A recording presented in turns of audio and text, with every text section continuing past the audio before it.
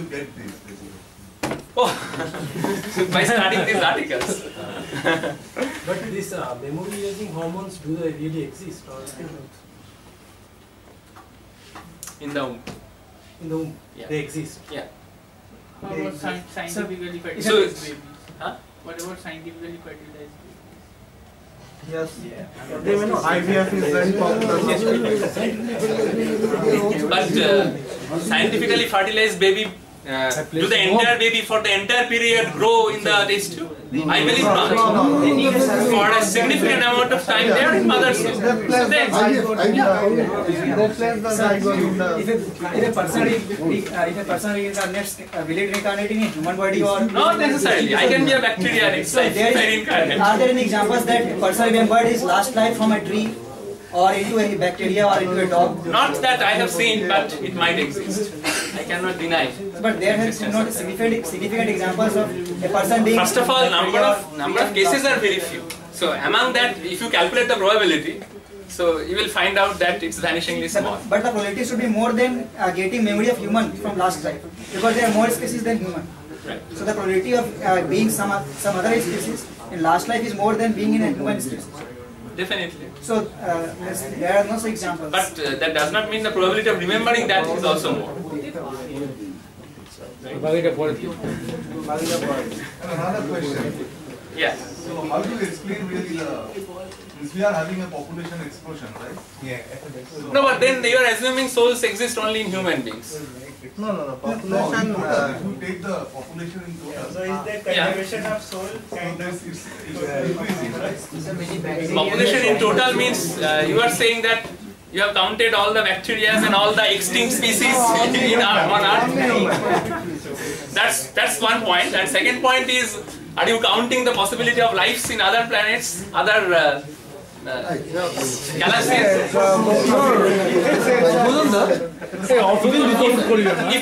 Say we are trying to model. 1 minute. We are trying to model a phenomena.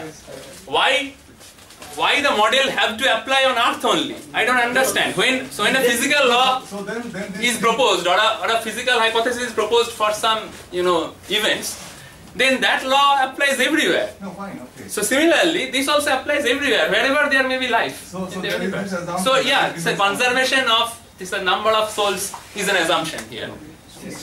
Okay. So this is a very recent report, October 8, 2014. So you can search right now after going back. Reported in Times of India. So the subjects are 2,060 patients from 15 hospitals in UK.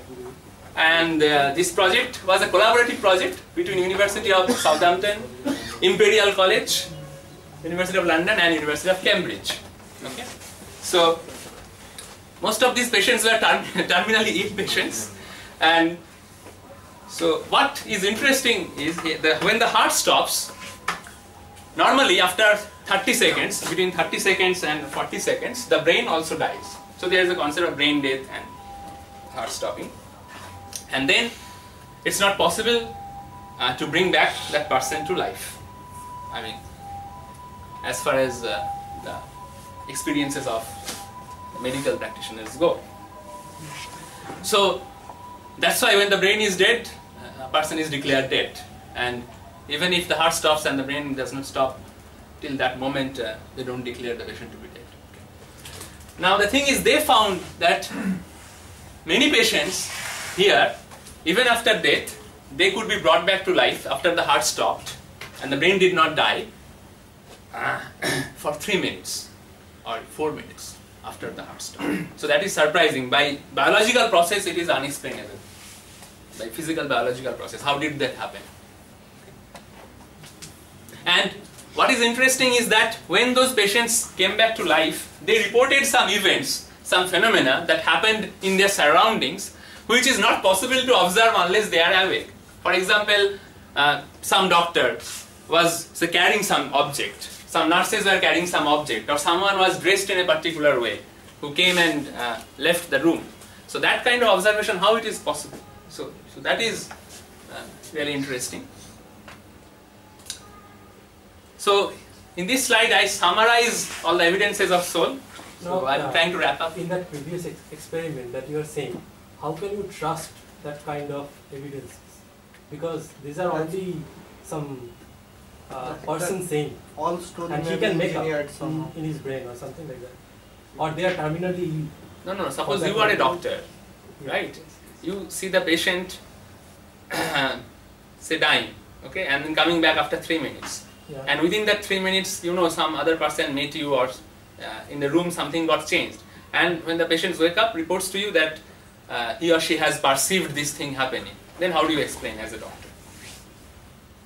So, whether brain dead after that, and whatever you were Is trying there to say. is there any explanation that if the heart stops, then it is death? No, it is not usually considered death. Yeah. Only after the brain stops. But between these two, it does not take more than 30 to 40 seconds. It cannot take according to biological process. That's the max. Okay. Yeah. Okay? And here it happens. So his senses are all right for that kind of moment or for that kind of interval. No, that's fine. His senses are all right. Senses are controlled by the brain. Yeah. So No, but they were not looking at. They were unconscious. How did they perceive? it is not only by vision. He can perceive by other means like hearing something or smelling something or I don't think it is that simple that it will be in reports and it will be a research project. You can write emails to them if you want. Or you can go there, visit there, and then do experiments yourself if you are interested. So anyway, I'm trying to wrap up very soon. In maybe next 5 minutes, I will close. So in the beginning, I told I don't know how far I can reach. So summary: people remembering past lives, then deja vu. So these are all. So from these things, these experiences, people hypothesize the existence of soul and reincarnation, out-of-body experience, that observing. So you are sleeping and then you are observing that you are moving around your room. So you come out of your body. So actually, one of my roommate told me this experience. Again, it's a matter of trust. So he may be lying. I do not know. So he was my roommate for 3 years, and he never believed in these things. And he used to do gym every time. Every day. And he said that sometimes, occasionally, not very frequent, whenever he does heavy exercises, lot of exhaustion, then sometimes he has this out-of-body experience. Of course, that could be hallucination or something else, but that's one. Maybe. I have heard from someone directly. That's what I can say. I have his email ID if you want. Maybe because of He's in my Facebook. change of blood flow in the brain. Timothy Griffin, his name is. Anyway, he works in US Cops. He is one of the cops. Near-death experience, NDE. There are a lot of reports. Many psychiatric diseases. Okay, in this slide, I just want to mention, though it's not. We talked about Vedic philosophy. So different religions also have the same belief. So-called Hinduism, Judaism, Christianity, Islam. I can give other examples also. So lastly, I will briefly summarize the benefits of soul theory. Okay. So what socially, if we accept, so as I said, this is a model, right? Philosophical model of explanation of something which cannot be explained in modern technology, or as far as our current knowledge is concerned. So now it's a matter of accepting the model or rejecting the model. It's our individual choice. Now what I want to point at, if we accept the choice, then what are some social benefits? So the first point is global harmony. So no war between nations. Why? If, hypothetically that, okay, everybody is believing in it, seriously, no war between nations. Why? Because if you believe in reincarnation, so now I am India, next life I can become Pakistani, so there is no point fighting, right? Fighting for a land. Okay, no racial, caste, color discrimination. Okay, so this has not correlated to education, because we see many highly educated people. One minute. So caste, color discrimination is not only among underprivileged people or uneducated people. Okay, This you must agree.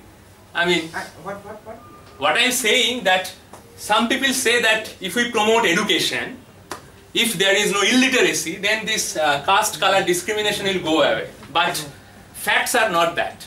I mean, we see all the time, we personally also experience that this racial discrimination happens uncorrelated to any education or literacy. So that is because education in our definition is not perfect. Yeah, that is true, but that because that happens because of ego, that happens because, okay, I am white, he is black, or I am American, I have more money, and that person is nigger. That happens for many reasons. So, say I am Brahmin and that person is something else. Okay, I am of high caste. Many reasons. But if the soul theory is accepted socially, then all these things are meaningless, right? Because soul is an unit of consciousness. So, I mean, so just like there is no difference between the red blood cell of your body and the other person's body, so similarly there is no difference of color or anything between the souls. Soul theory is the same for all the religions, or is it uniform for all the religions? I have not found any contradiction as far as I have said. One thing is that what you are stating here, wars between nations, no racial discriminations.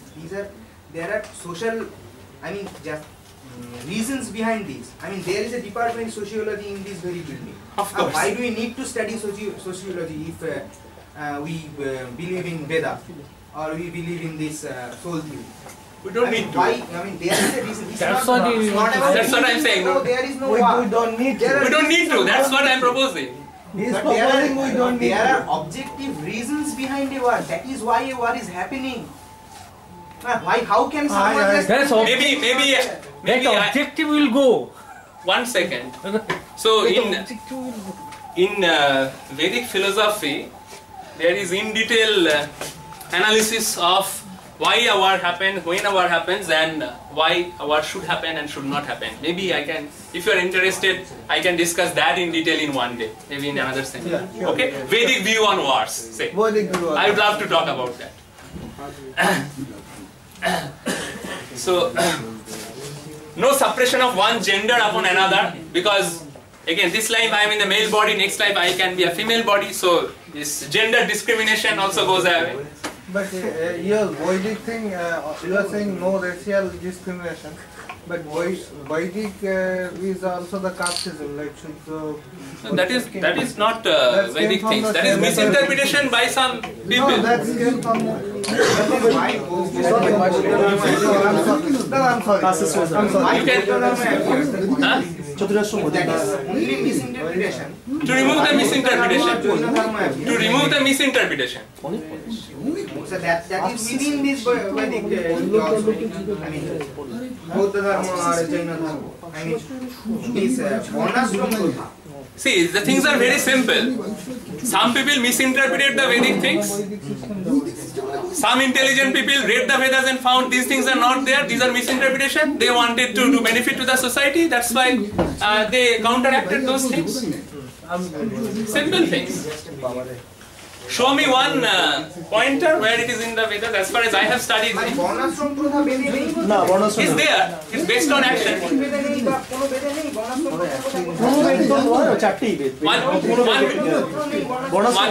One minute.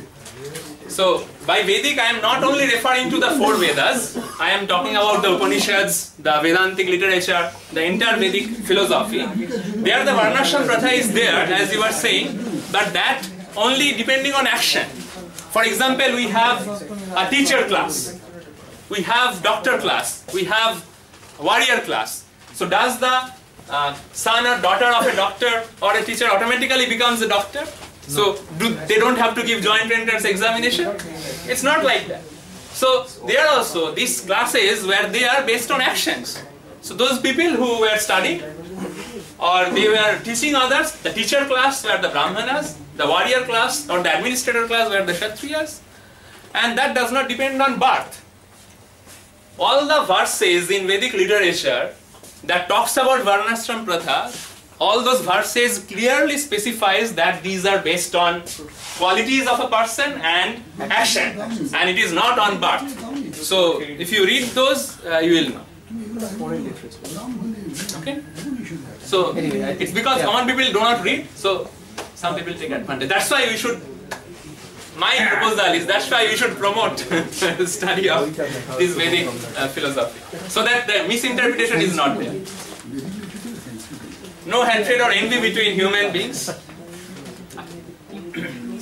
No fighting in the name of religion also, because again, so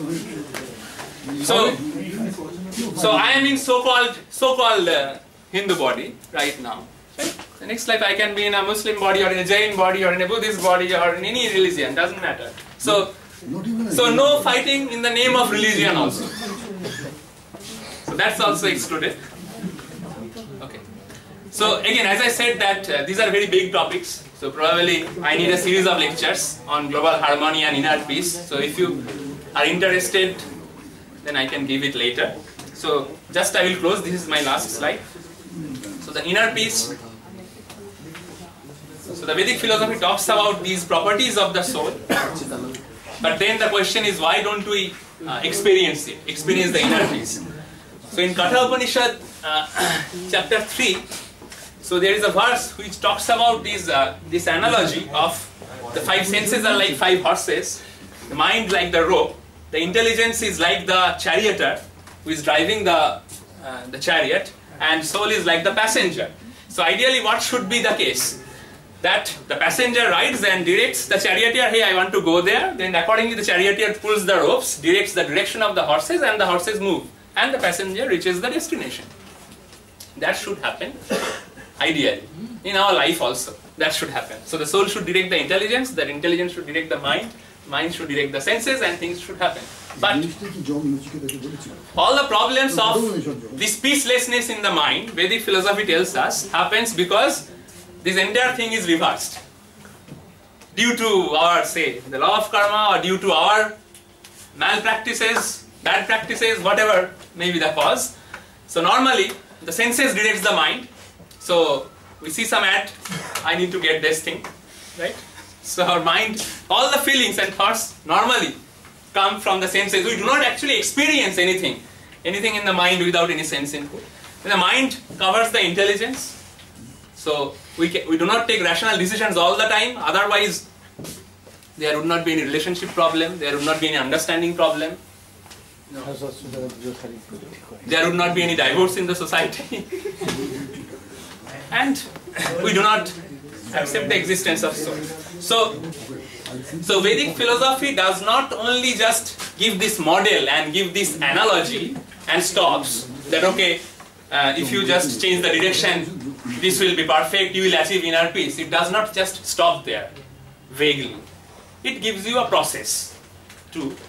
So assuming this model as an axiom, the Vedic philosophy gives a step-by-step, systematic, algorithmic process to achieve coordination among these quantities, so that the balance can be established, that okay, soul will be on top of intelligence, intelligence will filter the mind, and mind will control the senses. And we talk about mind control and mind concentration, mind power all the time. There are so much literature, so many talks here and there, even in business community, corporate world, you will see these topics.